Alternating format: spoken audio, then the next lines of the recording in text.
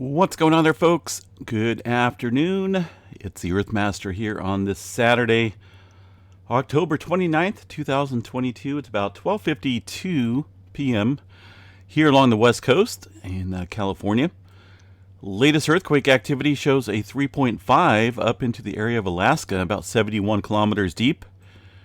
Definitely still keeping an eye on a couple different areas around the South America region, seeing a pretty good uptick in earthquake activity around the Peru region, somewhat into the Peru-Chile Trench. Seen quite a few fives and some fours in the mix as well in that pretty large cluster of earthquakes. Again, some of that deep, some of it pretty shallow. I still think things are going to be kicking up there in that area of the world. But also notice over here along the Tonga area, pretty much Tonga northwestward here, a pretty good uptick in earthquake activity. Seen quite a few fives across the board here. So we'll definitely keep an eye on that region as well. Latest activity here listed up on the map. There's some of those earthquakes there around the Solomon Islands, Papua New Guinea area. Latest one shows a 5.2 earthquake here just coming in just about an hour or so ago. A little under an hour. 39 kilometers deep. So quite a bit of movement kicking up here across the area. Pay close attention to this region. Some further activity here yesterday. Although we did have one this morning, it looks like, another 5.4. This activity to the south was from yesterday there, about 1 o'clock my time. Some deeper movement, 543 kilometers for that 5.0. All right, what else we got here? Around the Indonesia area, seeing some activity ramping up as well. I think we'll see things kind of jump up a little bit more, considering all this activity that we're watching to the southeast of this area. 4.5, and looks like another 4.5 in that area, which is way up here, one of those. One this morning, we got a 4.6 coming in about 9:48 this morning time frame into the Java Trench, 54 kilometers deep. New Zealand area over here, nothing showing up on the USGS map, but we'll check out the EMSC here shortly. Far as the northwestern corner here of the Pacific Ring of Fire, pretty calm. Only got one earthquake here from yesterday. Not a whole lot happening so far today, but again, we'll keep an eye on that area because that's been on the target list for a little while, far as seeing a potentially large earthquake out there. Kilauea Volcano, right smack dab at the crater, showing quite a bit of activity here within the last hour. A couple ones kicking up there. Also around the Pahala area, and of course Mauna Loa up here, all showing some seismic activity over the last 24 hours. Let's go ahead and check out the latest update here from the HVO folks. And it looks like this was put out, well, let's see here. Let's see exactly when this was put out. Yeah, this morning, Saturday, about 8:40 a.m. there. Kilauea Volcano still continuing. It looks like eruption of lava confined to the crater area. Looks like they did some measurements here. Looks like earlier this month, the crater floor has seen a total rise of about 469 feet. Ooh, and 111 million cubic meters. That's 29.2 billion gallons of lava. Goodness. This all started back on September 29th, 2021, so it's been ongoing for a little while.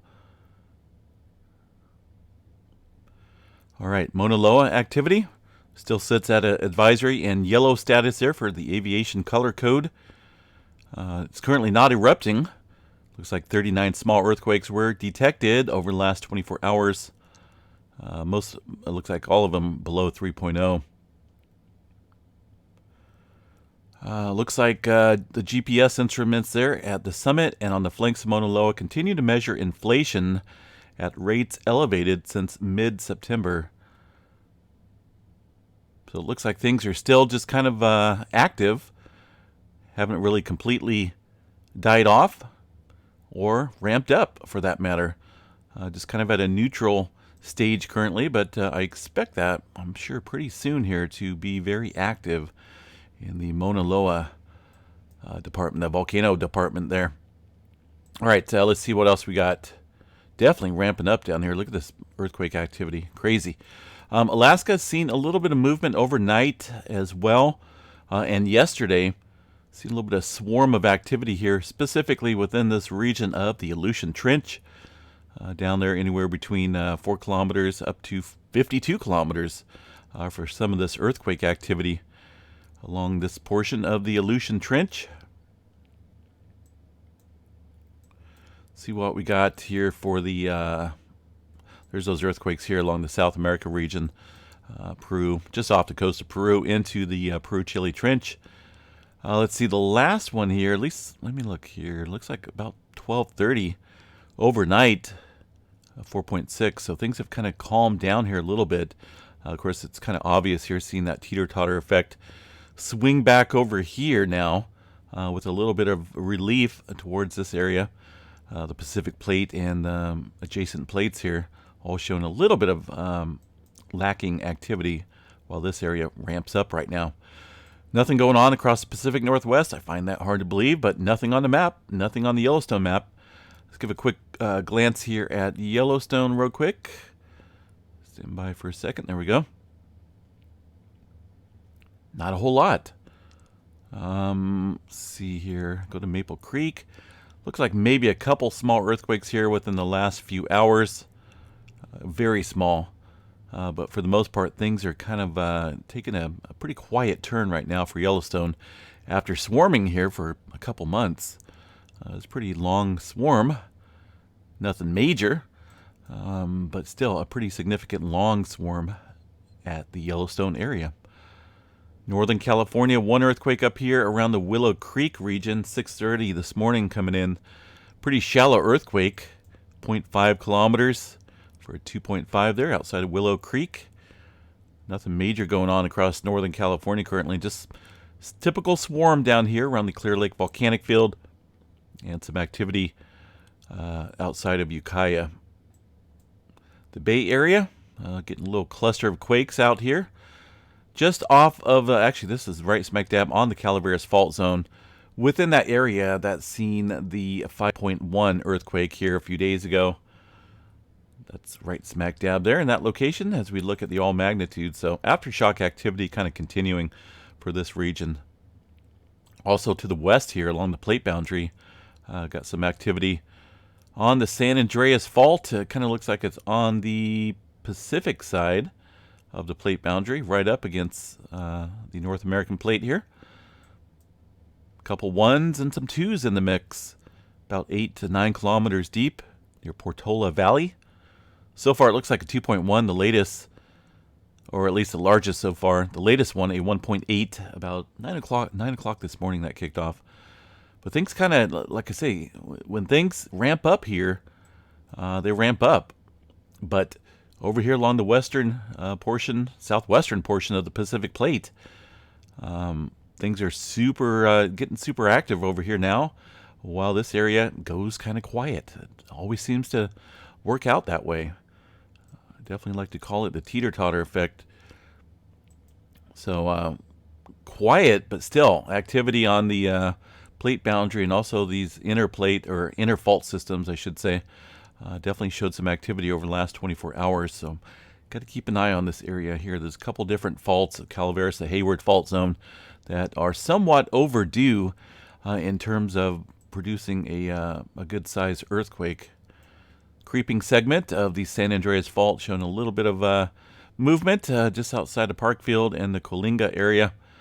I was down in that location a couple days ago. When was it? Was it a couple days ago? Yeah, back on Thursday, went down there and checked out the fault system.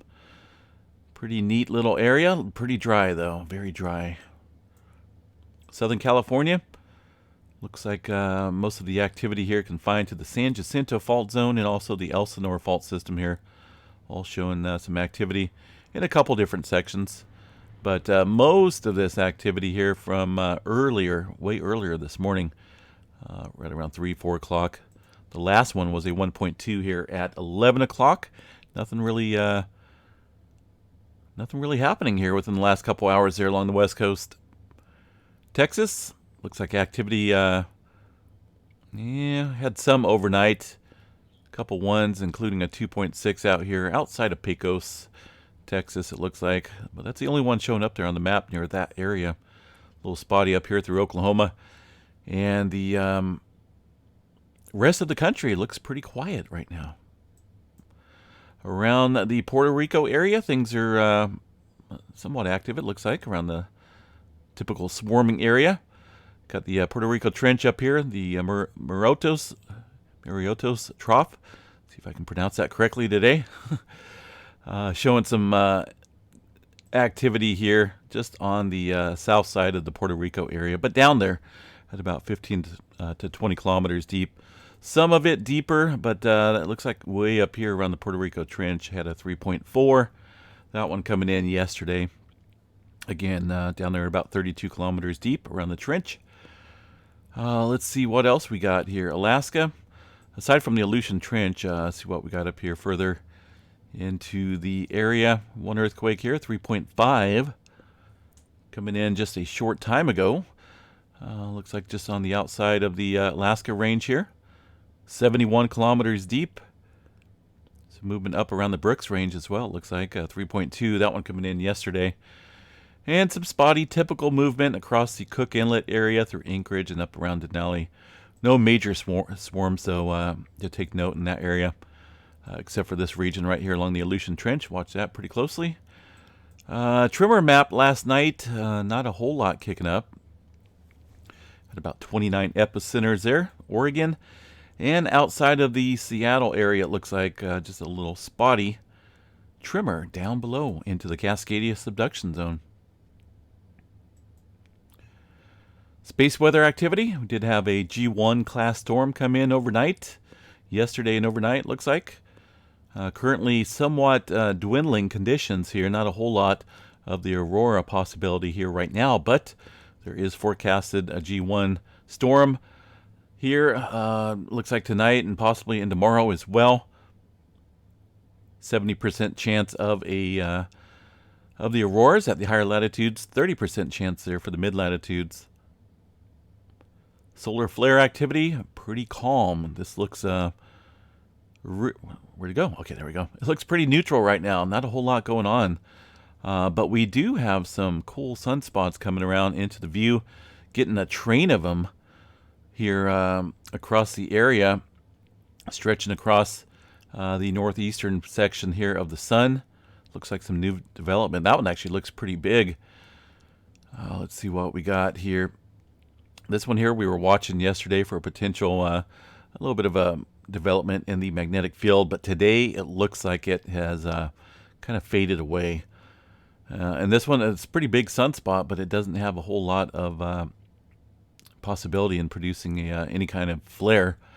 A couple sunspots to watch are these ones with the magnetic lines or the magnetic fields super close together. I think that is our good possibility right now of seeing any type of flaring from these sunspots.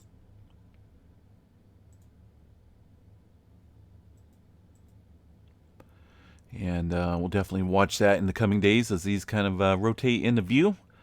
We'll see if it picks up. 50% chance overall of a C flare. M flare at 5, X flare around 1, and the proton event doesn't look likely. What else we got here? Don't really have a happy face here on the sun anymore. In fact, at first glance, at least looking at this one, kind of looks like a sad face. Got an eye right here, an eye right there, and a little mouth kind of just, sun's kind of looking down like it's sleeping. On this one, kind of warping a little bit here, but you guys can still see the face a little bit. All right, so coronal hole activity. This is the area that's providing us with the G1 storming that we are seeing last night and possibly tonight as well. Got a new region here that will be rotating directly into view that will probably create some more disturbances later next week as that rotates into view. But for now, we'll keep an eye on things. Definitely on the earthquake activity. Train of activity here across the area. That's definitely noteworthy. And when this happens here, a lot of times, considering all the deep activity, we should see some good adjustment up here on the Mariana Trench, or potentially on the west side here of the Philippine Plate, around the Taiwan, Philippines area, and possibly up off the coast of Japan. So watch that pretty closely. And the New Zealand area, let's see what we got for down there.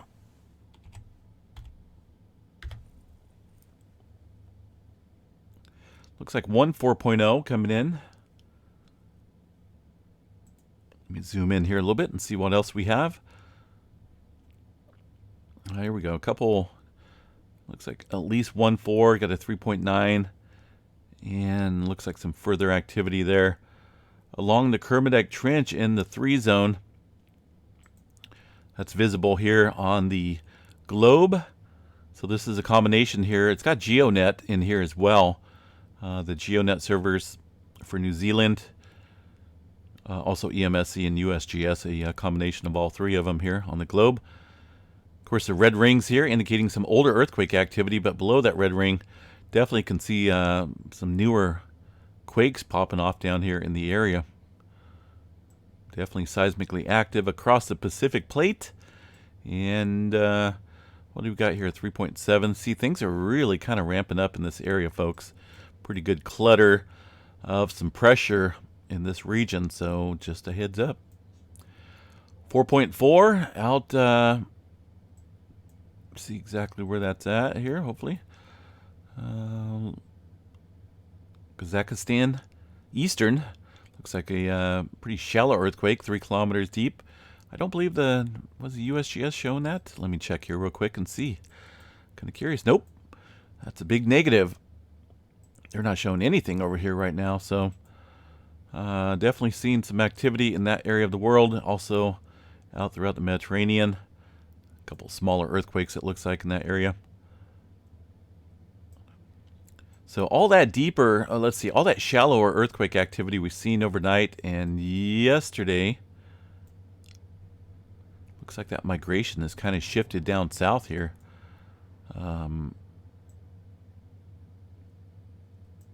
So yeah, a couple areas to definitely watch. South America is definitely one of them right now. All right, folks, I'm going to jump off here. I'll be off on the side a little bit, just kind of monitoring things. Hope everyone enjoys their weekend. It's supposed to be, yeah, it's supposed to be a little bit warmer today here in California. It's supposed to be about 80 or so, which, yeah, it's kind of hot. I mean, I was liking the cooler weather a lot. But we got today and tomorrow. It's going to cook. It's supposed to be up in the mid-80s tomorrow. But afterwards, we're going to be back down into the 50s and lower 60s here. We got a pretty good cold front coming in with some chances of rain. Much cooler temperatures. And that's my kind of weather. I'm definitely looking forward to it. All right, folks, have a good day. Stay safe. We will chat you guys very soon. Have a good one.